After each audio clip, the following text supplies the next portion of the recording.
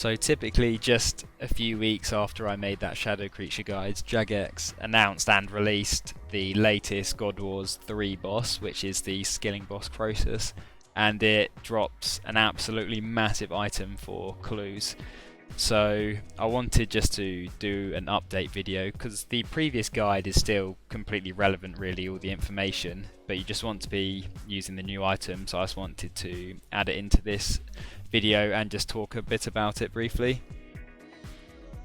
So the Scripture of Bik is the latest god book that's been released, and just like the others, it's a pocket slot item which is charged with pages also dropped from the boss. But the passive of this item is what is so insanely good for clues, and basically when you're doing any non-combat skills there's a chance for a catalyst to appear, and if you capture it, similar to fire making or Grace of the Elves, Breach of the Gods, whatever, it will give you 1 to 3 clue scrolls which can be of any type.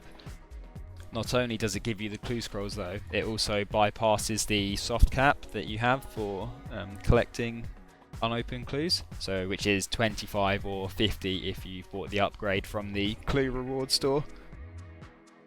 Now this is obviously amazing because it allows you to gather clues passively whilst you're training skills like woodcutting or mining, but it's also massively increased the rate at which you can gather elite clues at shadow creatures, because even though it's something that procs on non-combat skills, you are able to get XP in these things at shadow creatures as well, such as Spring Cleaner, Disassembly, your Cedar Side, your Charming Imp, Destroying Charms, as well as your Silverhawk boots if you want to wear those and gain some agility XP. And luckily recent treasure hunter changes have actually brought down the Silverhawk prices quite a lot. So yeah, all these things have the chance to proc the book and get you clues. Considering that the boss has only been out since Monday, we don't have tons of samples or long test periods done to give you really accurate numbers, but the best one I've seen so far is Dudey, who's done 40-hour sample of shadow creatures and tracked it with the book. So massive shout out to him because I'm using this info, and I will link his Twitch in the chat as well. So I'll bring that on screen now to show you his clues. So this is his sample from 40 hours of shadow creatures, like I said, and as you can see he's averaging just over 4 elite clues per hour plus all the other ones. And obviously, just to put into context how big that is, you've got to remember that just doing shadow creatures alone, which is the best elite gathering method, averages out to around 6.8 clues per hour, so that is a big increase to the max hourly rate that you can get. So already it's great, and that's even before you're factoring in the other clues you're getting on top of the elites. Now you should remember as well that once you hit the 50 cap, even though the scripture procs will take you above the cap, you'd stop getting elites from shadow creatures. So it's at that point you still want to go and solve your elites and then come back. And that leads me on to my only complaint, I guess, with it currently, which is, for some reason, I'm sure it's a coding related thing, and I'm sure that Jagex will fix it, but at the time of recording this, the clues that you get from the procs are actually sent straight to your bank, which makes it a bit awkward trying to figure out how many you're on. So you just got to keep an eye on what's in your bank, or put them in your clue carrier before coming to shadow creatures, just so you know when you've hit the cap, and you'll stop getting them from the shadow creatures themselves.